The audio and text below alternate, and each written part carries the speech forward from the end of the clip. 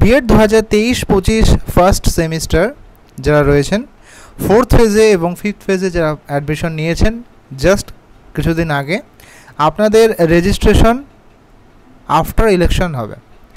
এবং পরের যে আপডেট সেটি হলো, যেহেতু আপনারা এই ইউনিভার্সিটিতে ভর্তি হয়েছেন বাবা সাহেব আম্বেদকর এডুকেশন ইউনিভার্সিটিতে, তাই অবশ্যই আপনাদের আগের যে ইউনিভার্সিটি যেখান থেকে আপনারা গ্র্যাজুয়েশন অথবা পোস্ট গ্র্যাজুয়েশন করেছেন, আপনাদের সেখানকার মাইগ্রেশন সার্টিফিকেট এই ইউনিভার্সিটিতে সাবমিশন করতে হয় এবং তার যে ডেট সেটা কিন্তু অবশ্যই গুরুত্বপূর্ণ।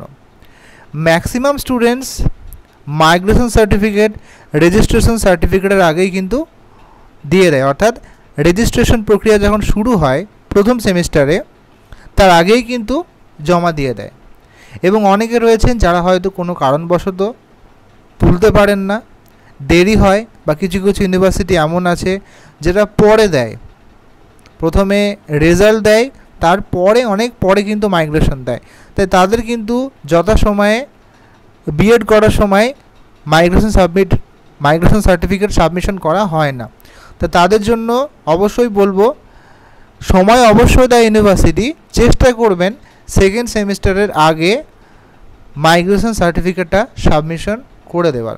অনেক সময় এই সামান্য কারণে কিন্তু রেজাল্ট আটকে যেতে পারে বা প্রবলেম হয়। একটা নিয়ম বলি, যদি 1 বছরের মধ্যে মাইগ্রেশন সার্টিফিকেটটা জমা না দেওয়া হয় তাহলে কিন্তু পরবর্তী যে রেজিস্ট্রেশন সেটা কিন্তু ক্যান্সেল হয়ে যেতে পারে। তাই অবশ্যই কিন্তু একটু সাবধান হবেন, চেষ্টা করবেন যে ইউনিভার্সিটি থেকে আপনারা বিলং করেছিলেন, গত ইউনিভার্সিটি মানে লাস্ট ইউনিভার্সিটি যেখান থেকে আপনারা ভর্তি হয়েছেন, সেখান থেকে যথাসময়ে বা সময়ের মধ্যে, অবশ্যই সেটা যেন 1 বছরের মধ্যে হয়, সেকেন্ড সেমিস্টারের মধ্যে আপনাদের মাইগ্রেশন সার্টিফিকেট তুলে এই ইউনিভার্সিটিতে যথাসময়ে সাবমিশন করে দেওয়া। না হলে আপনাদের অর্থ, সময় এবং অনেক কিছুই, মানে এই কষ্টটা সব কিছুই কিন্তু ব্যর্থ হয়ে যাবে একটা ছোট প্রসেসের জন্য।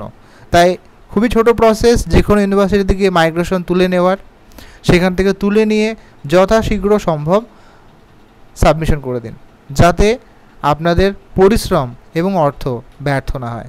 ভিডিওটা ইনফরমেটিভ মনে হলে অবশ্যই লাইক করবেন এবং বিএড রিলেটেড ভিডিও পাওয়ার জন্য আমার চ্যানেলটি সাবস্ক্রাইব করতে ভুলবেন না।